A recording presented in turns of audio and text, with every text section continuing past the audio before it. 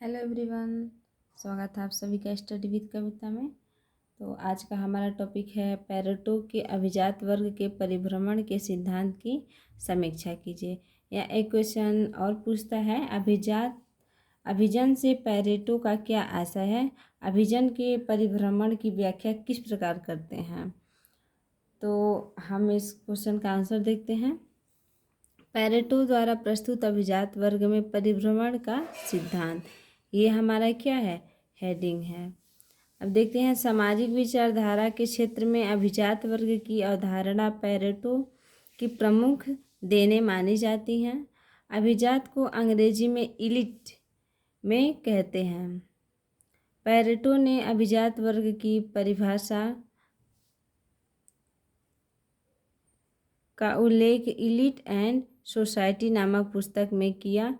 इनके अनुसार प्रत्येक समाज में सामाजिक असमानता व स्तरीकरण पाया जाता है। हमें हर समाज में कम से कम दो वर्ग देखने को मिलते हैं, एक शासक और दूसरा शासित वर्ग, जो क्रमशः उच्च और निम्न वर्ग के प्रतीक हैं।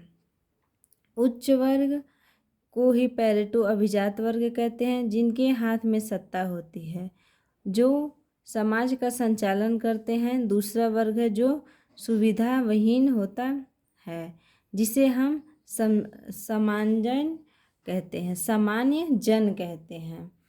तो हम देखते हैं कि पेरेटो के अभिजात वर्ग का परिभ्रमण का सिद्धांत। तो पेरेटो द्वारा प्रस्तुत अभिजात वर्ग का जो सिद्धांत है परिभ्रमण का, उसमें पेरेटो कहते हैं कि पेरेटो की जो प्रमुख देन है वो सामाजिक विचारधारा के क्षेत्र में अभिजात वर्ग की अवधारणा ही है, जो अभिजात वर्ग को अंग्रेजी में इलिट कहते हैं। और पेरेटो ने अभिजात वर्ग की अवधारणा का जो उल्लेख है वो इलिट एंड सोसाइटी में किया है।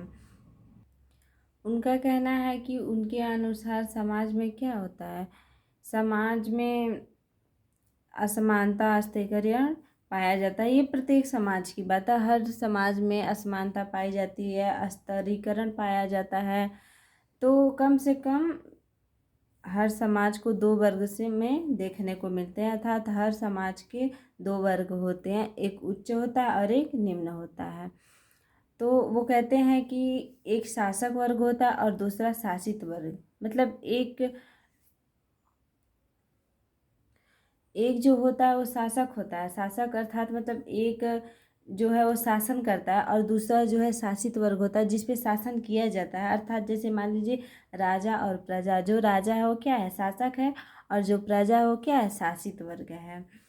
तो इस मतलब ये क्या है, उच्च और निम्न वर्ग के प्रतीक हैं।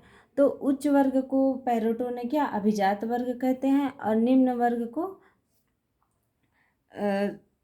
वर्ग को सामान्य जन कहते हैं। तो जो अभिजात वर्ग है, जो उच्च वर्ग है, उसे क्या होता है, उसके हाथ में सत्ता होती है, वो समाज का संचालन करता है। और दूसरा वर्ग जो होता है क्या है, सुविधाविहीन, उसके पास कोई सुविधा नहीं होता है, इसलिए उसे क्या कहते हैं, सामान्य जन कहते हैं।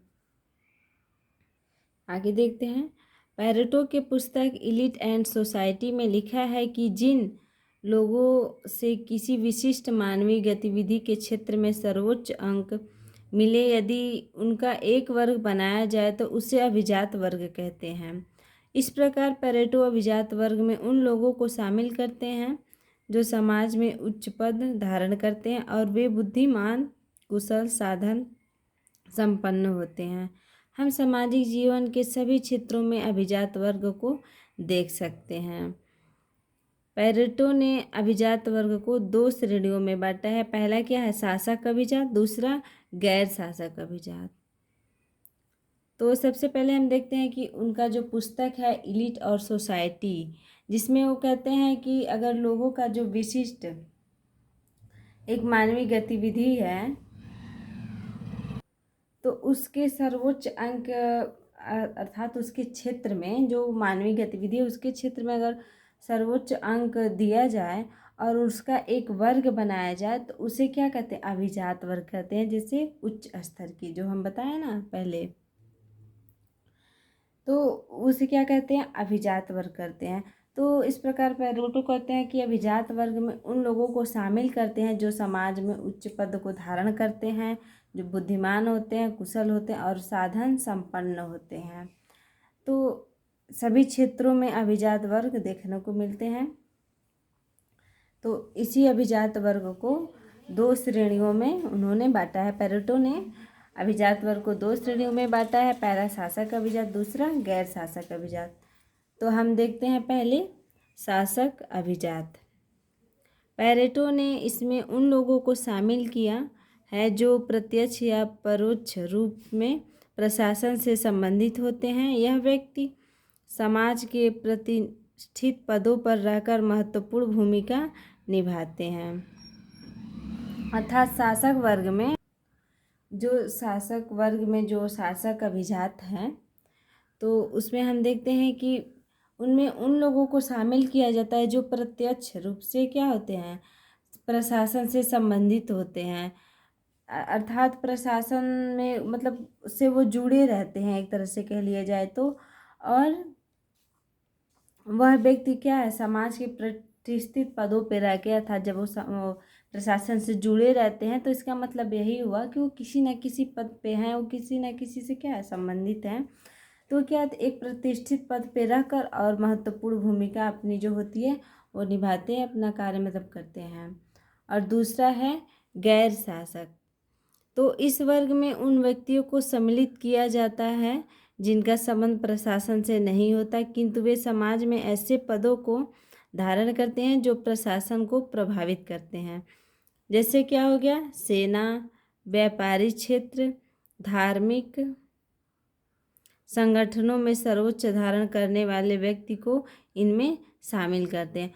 और गैर शासक में कौन आते हैं? गैर शासक में जो है क्या है, ऐसे लोग आते हैं जिनका संबंध प्रशासन से नहीं होता है, लेकिन वो समाज में कुछ ऐसा काम कर जाते हैं, ऐसा काम करते हैं जिससे क्या होता है, प्रशासन भी प्रभावित होता है। जैसे क्या है, सेना।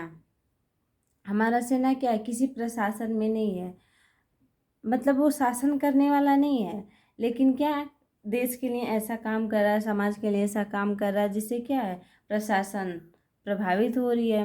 वैसे ही व्यापारी हैं।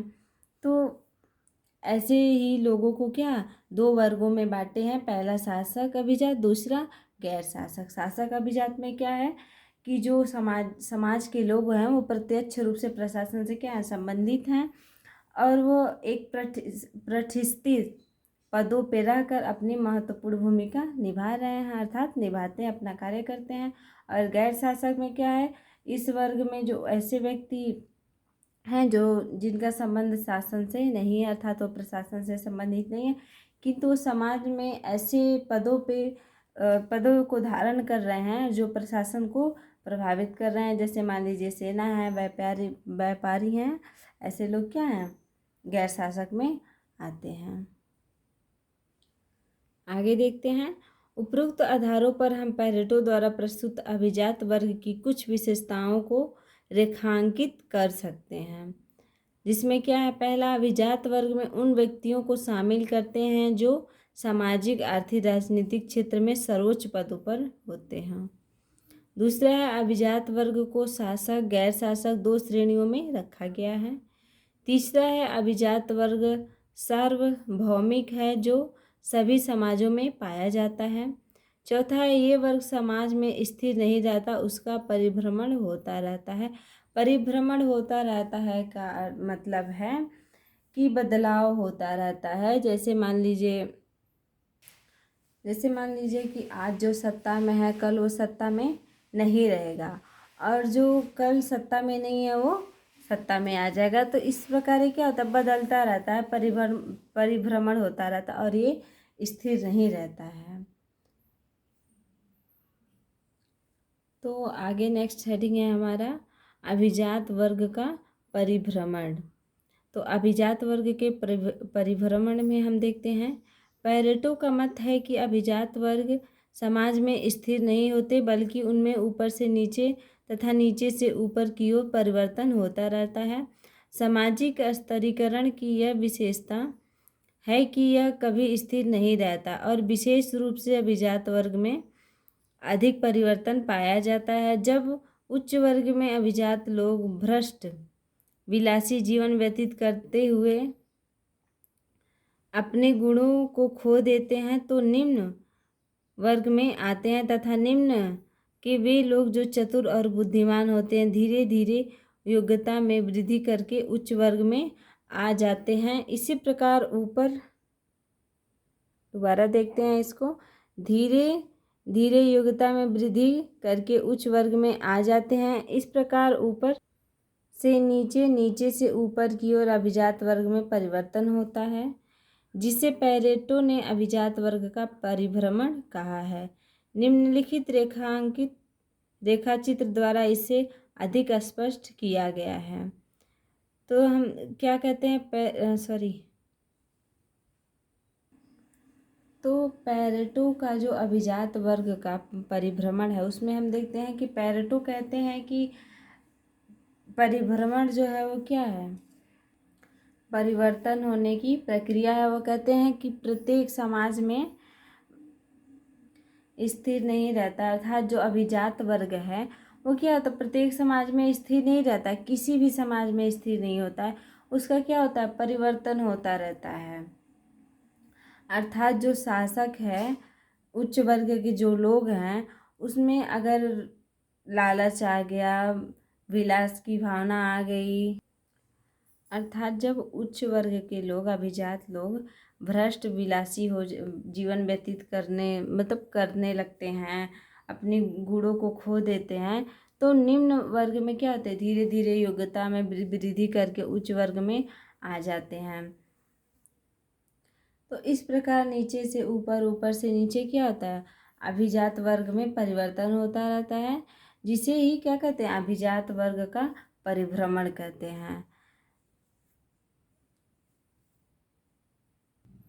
आगे देखते हैं, पेरेटो ने अपने सिद्धांत में ये भी स्पष्ट किया है कि यह परिभ्रमण क्यों होता है, जिसके 3 कारण बताइए।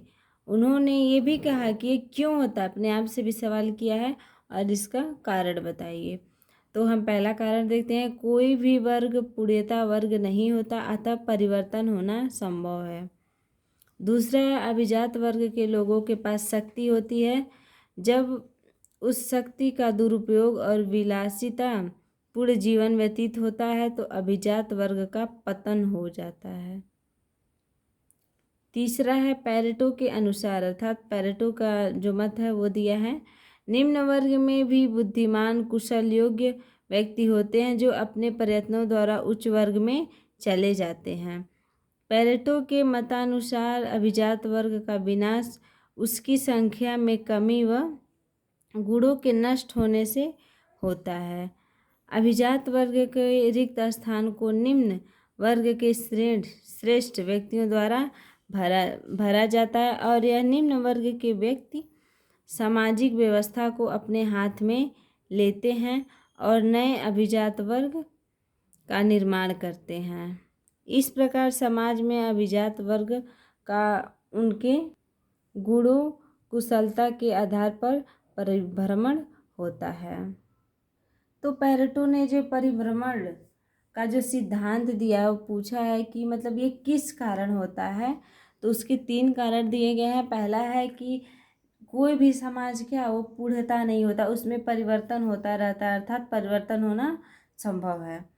दूसरा बताए हैं कि अभिजात वर्ग के लोगों के पास शक्तियाँ होती हैं और उस शक्ति का जब वो दुरुपयोग करता है, विलासितापूर्ण जीवन व्यतीत करने लगता है, तो क्या अभिजात वर्ग का पतन होना निश्चित हो जाता है और हो जाता है। तीसरा उन्होंने कहा है कि निम्न वर्ग में भी कुछ बुद्धिमान, कुशल और योग्य व्यक्ति होते हैं जो अपने प्रयत्नों द्वारा उच्च वर्ग में चले जाते हैं और अभिजात वर्ग में विनाश की संख्या में कमी उनके गुणों के नष्ट होने के कारण आती है। अर्थात जब उनमें विलासिता पूर्वक जीवन व्यतीत करने की विलासा आ जाती है, इच्छा आ जाती है और वो करने लगते हैं, तो क्या हो जाता है, अभिजात वर्ग का नष्ट हो जाता है। और जो नष्ट हो जाता है तो उनमें अभिजात वर्ग में जो रिक्त स्थान आते हैं, अर्थात जो पद खाली हो जाते हैं, उन्हें क्या होते हैं, निम्न वर्ग के जो लोग होते हैं अपने श्रेष्ठता से क्या करते हैं, उस रिक्त स्थान को भर देते हैं। और निम्न वर्ग के लोग जो हैं क्या सामाजिक व्यवस्था को अपने हाथ में ले लेते हैं और नए अभिजात वर्ग का क्या कर देते हैं, निर्माण कर देते हैं। तो इसी प्रकार समाज में अभिजात वर्ग का उनके गुणों और कुशलता के आधार पर क्या होता है, परिभ्रमण होता रहता है, परिवर्तन होता रहता है। तो इस क्वेश्चन में हम देखते हैं कि सबसे पहले जो पेरेटो का प्रस्तुत सिद्धांत है वो क्या है, अभिजात वर्ग की अवधारणा क्या होती है, उनकी देन मानी जाती है। और अभिजात वर्ग जो है अंग्रेजी के इलिट, अभिजात की जो अंग्रेजी होती है वो क्या होती है, इलिट होती है।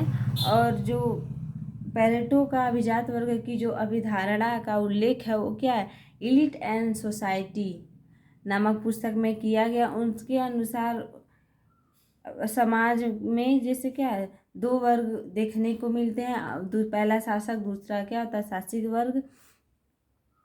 पहला जो क्या है शासन करता है और दूसरा क्या है जिस पे शासन किया जाता है।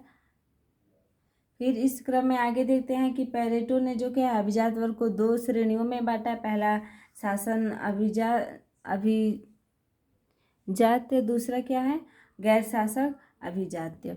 तो शासक अभिजात में हम देखते हैं कि इनमें वो उन लोगों को शामिल करते हैं जो प्रत्यक्ष रूप से क्या होते हैं, प्रशासन से संबंधित होते हैं और प्रशासन में रहकर अपना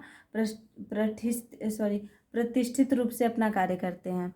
और दूसरा जो है क्या है गैर शासक, तो इसमें उन लोगों को रखा गया है जो क्या होते हैं प्रशासन से संबंधित नहीं होते हैं, फिर भी समाज के लिए ऐसा कार्य कर जाते हैं,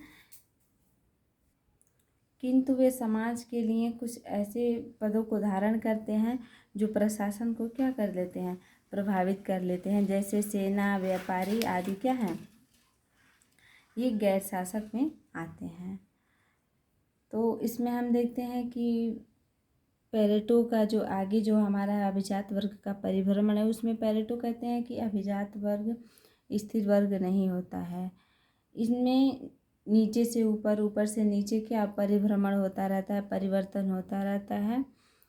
और जब उच्च वर्ग के लोग भ्रष्ट और विलासी जीवन व्यतीत करते हुए अपने गुणों को खो देते हैं तो निम्न वर्ग में आते हैं। और जब निम्न वर्ग के वो लोग जो चतुर और बुद्धिमान होते हैं धीरे धीरे योग्यता में वृद्धि करके उच्च वर्ग में जाते हैं। इस प्रकार ऊपर से नीचे, नीचे से ऊपर क्या होता है, परिवर्तन होता रहता है। और इसी परिवर्तन को क्या कहते हैं, अभिजात वर्ग का परिभ्रमण कहते हैं। फिर आगे देखते हैं कि यह परिभ्रमण होता क्यों है, तो इसके 3 कारण दिए गए हैं। पहला क्या, कोई भी समाज क्या है पूर्ण नहीं होता है, उसमें परिवर्तन होता है। दूसरा है अभिजात वर्ग के लोगों के पास शक्ति होती है, जब उस शक्ति का दुरुपयोग और विलासितापूर्ण जीवन व्यतीत होता है तो अभिजात वर्ग का क्या हो जाता है, पतन हो जाता है। फिर तीसरा है निम्न वर्ग में बुद्धिमान और कुशल दोनों व्यक्ति पाए जाते हैं, जो अपने प्रयत्नों के द्वारा उच्च वर्ग में चले जाते हैं। और अभिजात वर्ग का विनाश जो है उनकी संख्या में कमी उनके गुणों के नष्ट होने से होता है। तो अभिजात वर्ग में जो रिक्त स्थान आता है, जो खाली स्थान आता है, उसे क्या निम्न वर्ग के लोग जो हैं श्रेष्ठ व्यक्तियों द्वारा क्या भर दिया जाता है। और यह निम्न लोग जो हैं वो सामाजिक व्यवस्था को अपने हाथ में ले लेते हैं और नए अभिजात वर्ग का निर्माण करते हैं। तो इस प्रकार अभिजात वर्ग का उनकी गुणों कुशलता के आधार पर परिभ्रमण होता है। तो अगर आपको हमारा वीडियो अच्छा लगा हो तो वीडियो को लाइक कीजिए, चैनल को सब्सक्राइब कीजिए और कमेंट सेक्शन में अपनी राय जरूर दीजिए। Bye bye.